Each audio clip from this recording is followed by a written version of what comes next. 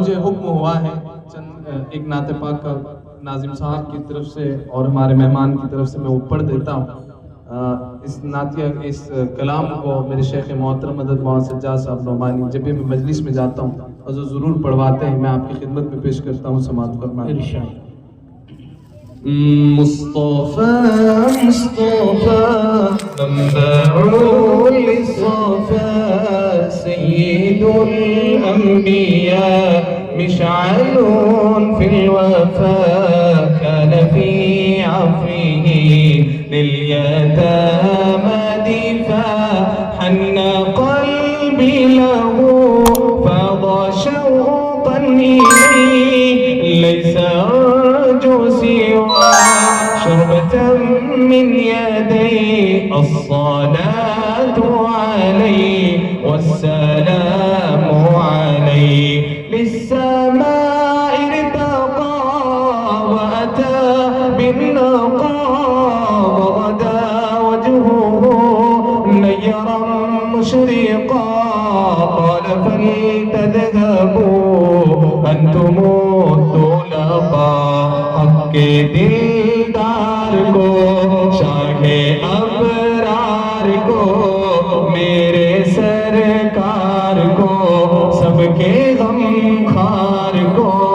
میرے سرکار کو سب کے غم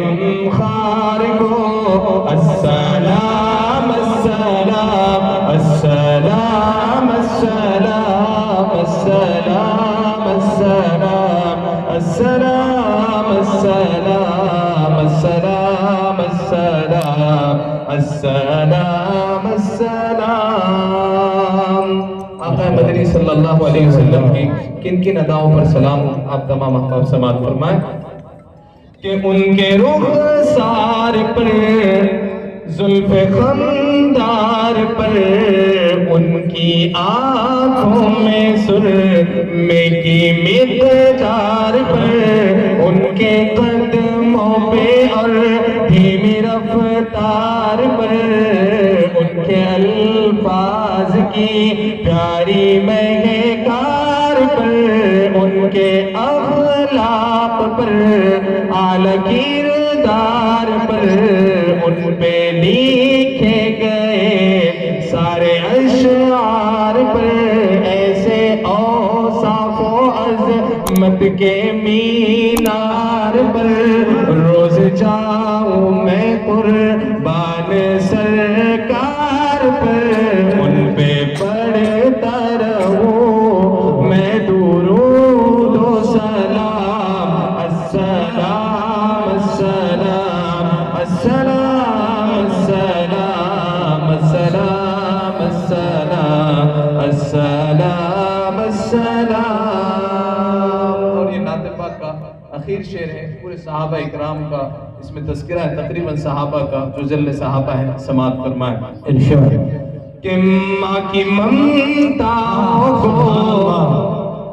ماں کی ممتاؤں کو جنتی پاؤں کو پیار کی چھاؤں کو امتی ماؤں کو عشق کے فخر کو علم کے قصر کو پیکرے صبر کو بنت ابو بکر کو ان کے غم خار کو ان کے دلدار کو چار کے چار کو یعنی ہر یار کو ان کے دلدار کو عاشق زار کو زانوے یار کو غار کو ہوش کی آپ کو جوش کی تاب کو گوہر نایاب کو ابن خطاب کو مال کو جان کو دستے فیضان کو ابن عفان کو حضرت عثمان کو تیز تلوار کو فتح بردار کو عزم کرار کو ان کے گھر بار کو ایک ایک سوخندان کو، ایک ثنا خان کو، نعت کی شان کو یعنی حسان کو،